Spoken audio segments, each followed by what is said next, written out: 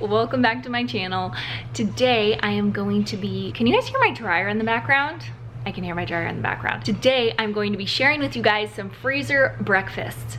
I do not prep breakfast consistently. I probably prep breakfast about once a month, but I'm gonna show you guys 4 of my very favorite recipes to prep and just shove in the freezer, and there's a lot of variations that I show you within these 4 recipes. I use these as snacks. I use some of these things as nightcaps. I use them all throughout my day whenever I just need to grab and go. And I think that you guys are really going to like them. And one thing I want to let you guys know before we dive into the video is that I am launching a club. If you are on my email list, then you already got an email about it. If you want an email about it, then go ahead and click down below. But whether you get the email or not, there is going to be a bonus video this week where I'm going to walk you through the insides of what this club is. So anyways, I will see you guys in that video. I'm gonna start by walking you guys through exactly what I'm putting in the smoothie bags. You do not need all of this stuff. I like to eat all of these things as like afternoon treats or as dinner nightcaps, so they double as that for me. You're gonna need some ice, some freezer Ziploc bags, make sure they're freezer, and any kind of protein powder. I have taken this one for about 6 years now, so it's by far my favorite. It stabilizes your blood sugar and it has a ton of amino acids and it stabilizes your hormones, and I'm just like a really big fan of Neolife protein.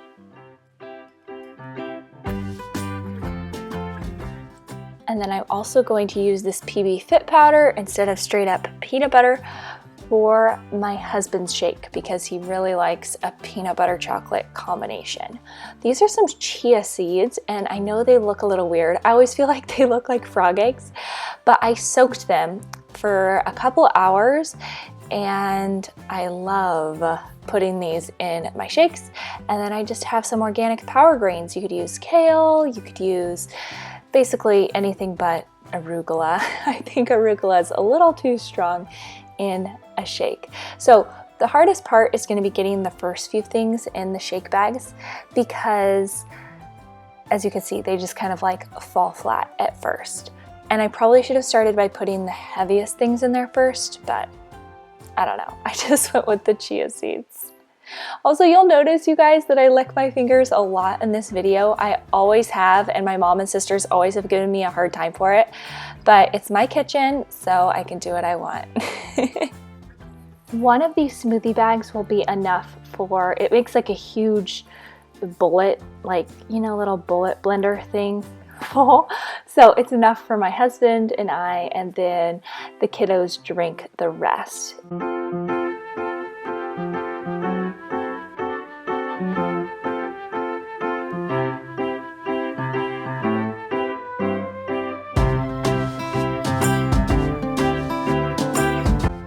Doing all kinds of different combinations here of mango and berries and plain berries and plain mangoes, and like I mentioned at the beginning of this video, you do not need all this stuff. Ow, I nearly just like broke my teeth trying to rip that open with my teeth. What am I, like an animal?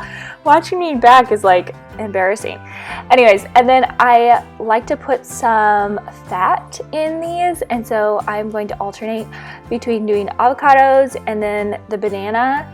I know it's not technically fat, but it makes the smoothie a lot more creamy when you add either banana or avocado. You could add coconut oil to this, which is also a great fat. And I'm just mixing it up here, trying a lot of different things. You could put frozen ice cubes in here. I ran out of frozen ice cubes like halfway through. So you could also just put a little bit of water in each one of these and let it freeze with the shake. But for me, I just am going to end up putting in ice cubes with my shake. But it's even easier, I guess I should say, if you put the ice cubes in the bags before you freeze them. And then you just top it off with greens. It's like the easiest thing ever, but it saves you from taking out so many ingredients when you go to make a smoothie, because I know that sometimes that can be daunting for me.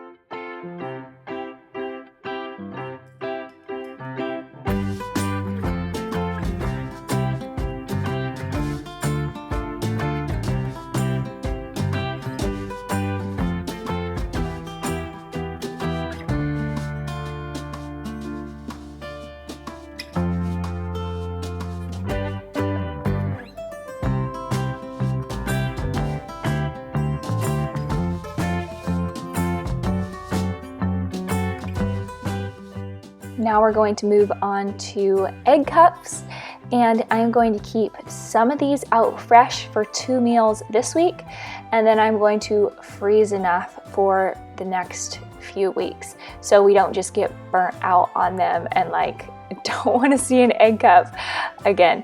I'm going to start by prepping all of my ingredients here. So I'm going to chop some onion while I have some mushrooms simmering over here on the stove. I saute the mushrooms and I also saute the onions just a little bit because my husband isn't a huge fan of onions unless they're super soft, and he can't really know they're there. I already cut up some turkey organic breakfast sausage, and now I'm just chopping up some sun-dried tomatoes here and some basil.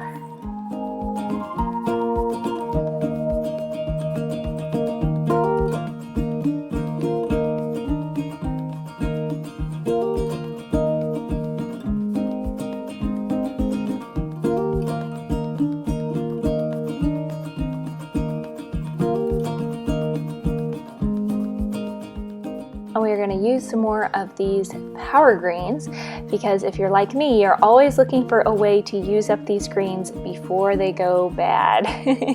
So I do like to freeze them, put them in baby food, put them in everything. They're really good for you. And you got to use up that bag before it gets soggy.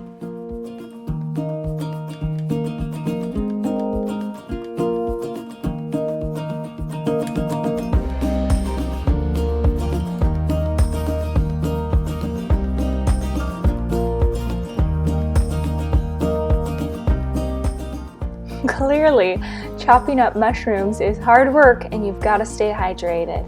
So drink your water, folks.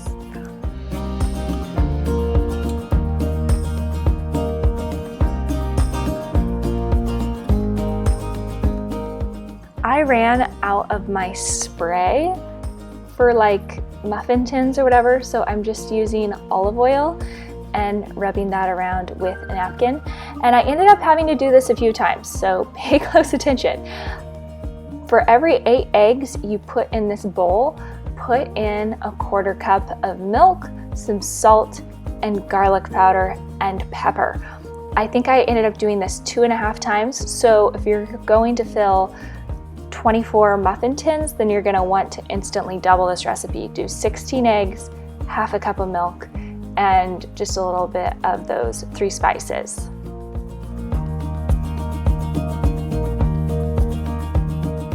Then you're just gonna spoon a few of the ingredients in each one of the egg cups. And like I said, I mixed it up a lot here. So I'm putting the onions in all of these, and these are all going to be breakfast sausage as well.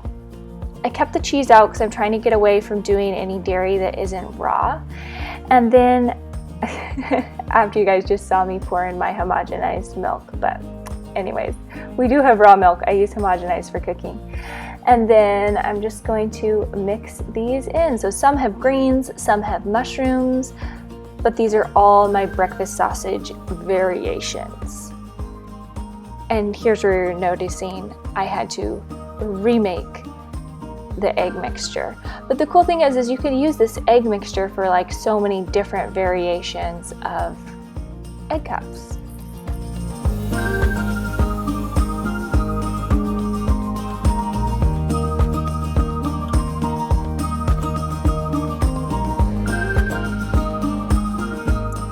Then you're just gonna pop these guys in the oven at 350, and they don't take very long to cook at all, maybe like 15 to 20 minutes.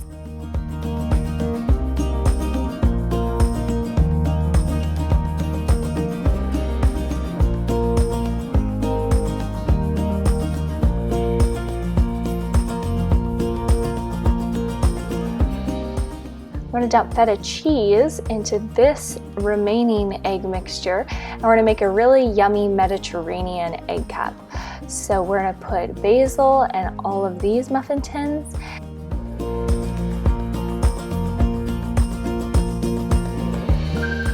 And the cool thing is, if you're just making these on the go, or if you notice you have extra ground beef and zucchini and leftover vegetables at the end of the week, this is a great place to use those up. My kids don't just like random vegetables in their eggs, but for whatever reason, when they're in a little egg cup, they just think it's like the cutest, coolest thing ever. And frankly, I agree with them.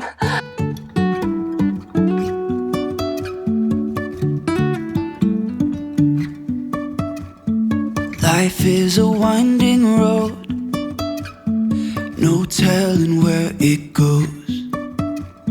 Driving through days and nights, won't stop for traffic lights. And I really wanna know, And hello, it is the next day in the Votberg home. So I went to sleep last night. I didn't do a long prep session. That was probably 20 minutes that I spent last night making those smoothies and egg cups.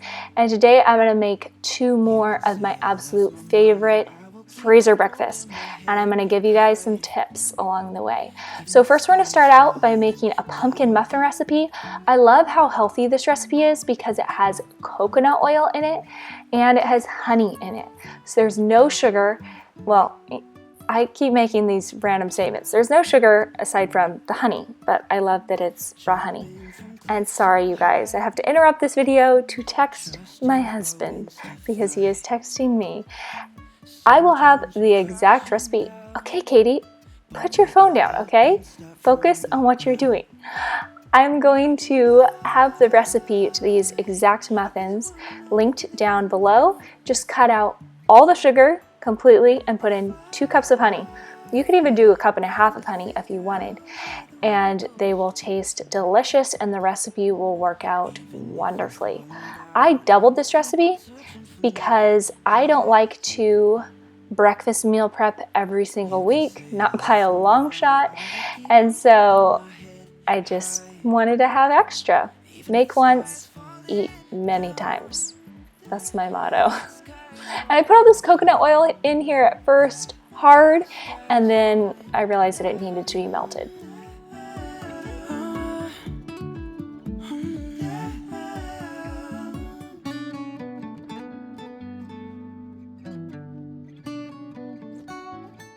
Little real life moment for you all. One of my children must have dropped this in here and I just now am finding it now that I'm at the bottom of the honey barrel.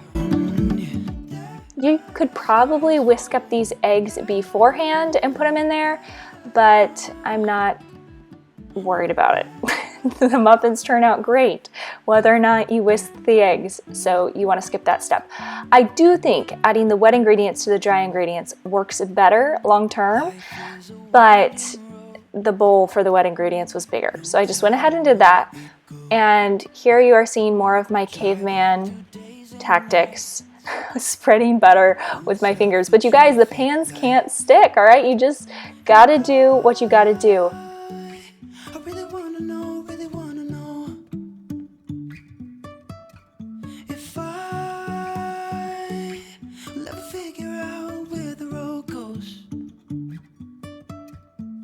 Even if I'm falling down, I will keep on searching for my highs. You can say I lost my The dough tastes so good on these. even if the sky is falling down. And apparently I'm not picky about anything aside from all the muffins being the same height, because we just had to add that extra little teaspoon onto the muffins. Now here's where the freezer part comes in, you guys. Freezing already cooked muffins or muffins in their tins takes up a ton of space, and I don't have that kind of space in my freezer. So I'm just gonna freeze the rest of this batter in little Ziploc bags. Then when I'm ready to cook the muffins, I'm just going to let this thaw, cut a small corner off of the bag, and squeeze the contents out into the muffin tins like you're decorating a cake. And if you've never decorated a cake, just picture like those little triangles that frosting makers use when they're making cake decorations.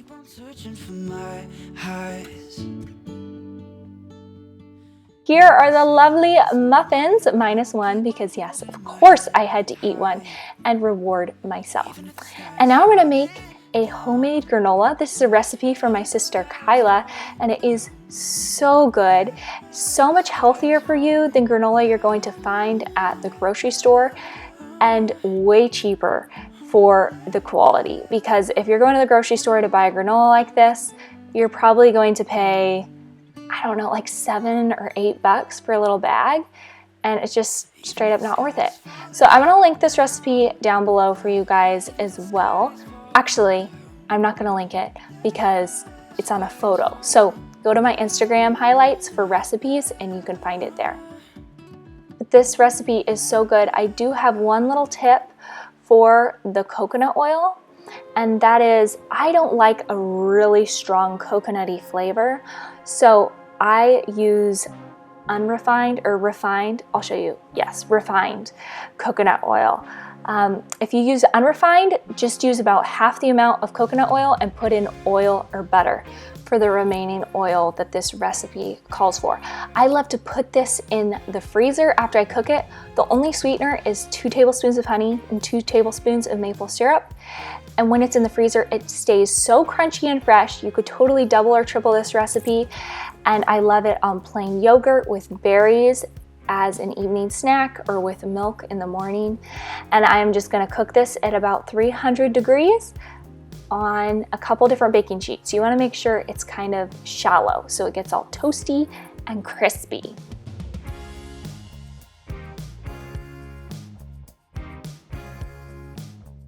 I wanted to take a moment and show you guys the freezer breakfast that we prepared together.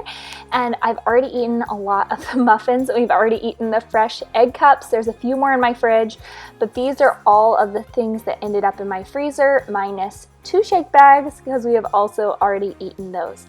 A note for the egg cups, if you're freezing them, is if you're gonna keep them in there for a while, individually plastic wrap each one. Mixed in with a few breakfasts I make myself, this will last me at least a month. I hope that this was helpful for you guys and it gave you some ideas of how you can maximize your time in the kitchen when it comes to breakfast. I'm a big breakfast eater, so I eat breakfast every single day. And like I said, you can eat these things after dinner for a snack or in the afternoon when you're hungry. And it's just nice to have food on hand so you aren't going for junk food. At least that's something I tend to do. If you guys enjoyed this video, give it a thumbs up. Don't forget to click the link down below if you want to get that email about the club and know as soon as registration opens, and be on the lookout for that extra video this week because I am so stoked about what I have in store for you. Bye.